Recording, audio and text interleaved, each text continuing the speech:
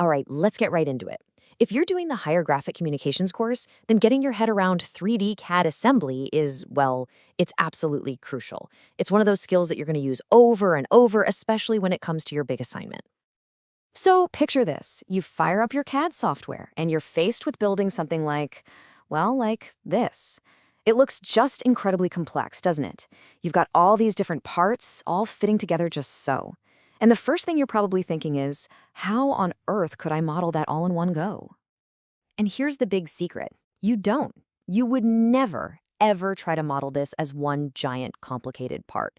The whole idea, the whole philosophy behind this kind of design is to break it down. You build it piece by piece, just like you would in a real workshop. And that brings us to our first main idea, this journey from individual parts to a final finished product. It's really about changing how you think. You're not just making one thing, you're bringing lots of little things together. This is where something called an assembly file comes in. Think of it like your digital workbench. It's a special kind of file where you import all those individual parts that you've already modeled. Your job inside the assembly isn't about drawing or extruding, it's about telling the parts how they relate to each other. Which, of course, leads to the next big question. You can drag all the parts in, sure, but how do you tell the computer exactly how they're supposed to fit together? I mean, with perfect precision. You can't just guess, right? The answer is in your virtual toolkit, and the most important tools in that kit are called constraints. Basically, constraints are just rules. They're rules you create that tell the computer how to lock parts together in very specific, very predictable ways.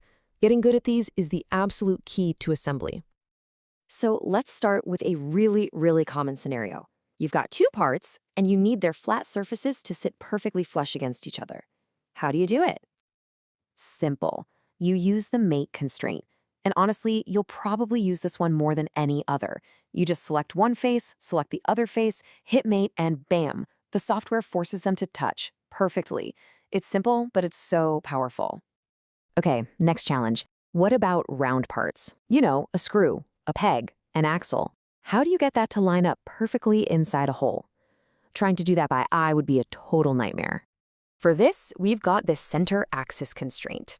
What you're doing here, as you can see, is you're not actually clicking on the surfaces. You're telling the computer to find that invisible center line, the axis, that runs through both circular parts. And then you just tell it to make those two lines become one. It's essential for anything that spins or fits into a round hole. Right, now for a slightly trickier one. What if you need two faces to be on the exact same level, the same plane, but you don't actually want them to be touching? The mate constraint we just talked about won't work because that would make them stick together. This is a job for the align constraint. It's a subtle but really important difference. While mate makes things touch, align just makes them, well, line up. Think about two kitchen cupboards next to each other.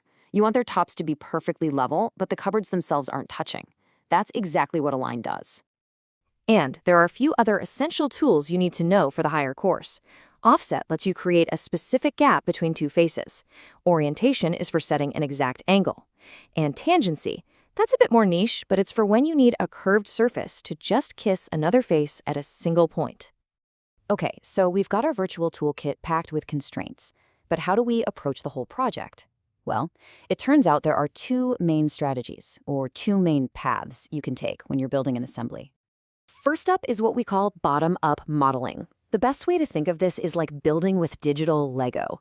You design and perfect every single piece. The wheel, the axle, the frame, all in their own separate files. And only when every single piece is done do you bring them all into the assembly file and start snapping them together.